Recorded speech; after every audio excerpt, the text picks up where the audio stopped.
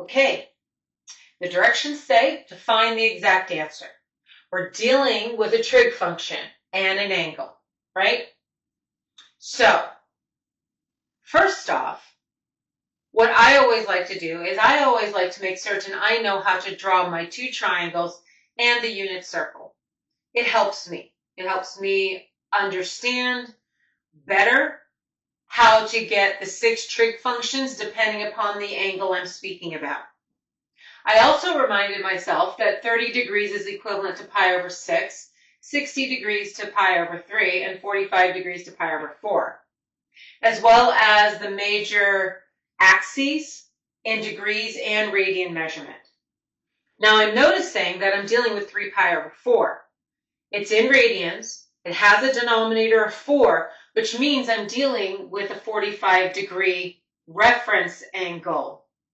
Got it? Because it's a pi over 4, it's a 45-degree reference angle. So I'm like, okay, in this case, we have a reference angle of 45 degrees, or pi over 4. It's equivalent. But I need to figure out which quadrant 3 pi over 4 is in. Because when I understand which quadrant is in, I now know if the answer is positive or negative. So, 3 pi over 4. Well, these guys are denominators of pi over 2. This is a denominator of pi over 1. 3 pi over 2, again another 2.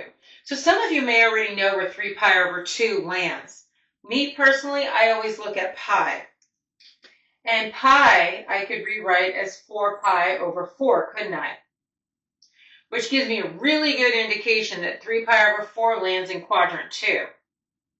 Because wouldn't this be 2 pi over 4? Yeah. So I know I'm dealing with a quadrant 2 angle.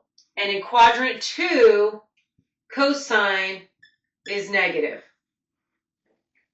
Good?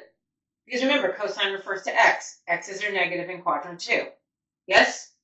Okay. And now, I just need to know what the cosine of a 45-degree angle is. Yeah, it's 1 over root 2, which is root 2 over root 2, isn't it? You're like, wait, how'd you get that? Remember, you have to rationalize.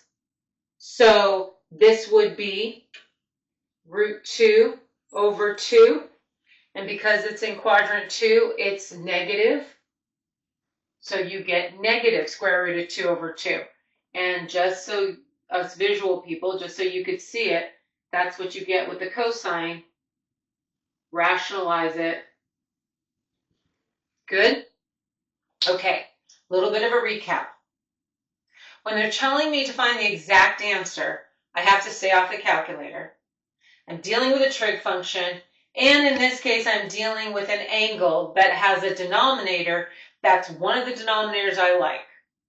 In radians, either a 6, a 3, a 4, or a 2. Those are the denominators I like in radian measurement. Once I understood that, I drew my 3 typical figures down, the 2 triangles and then the circle, so I could have a better visual look to see which one of these I might be dealing with.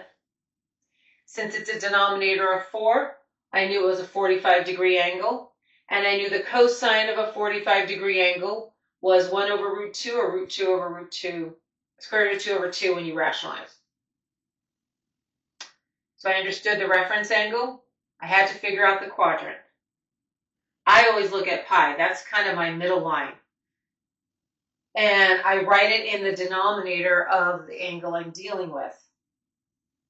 So this is 4 pi over 4. Tells me 3 pi over 4 is in here somewhere, because that's 2 pi over 4.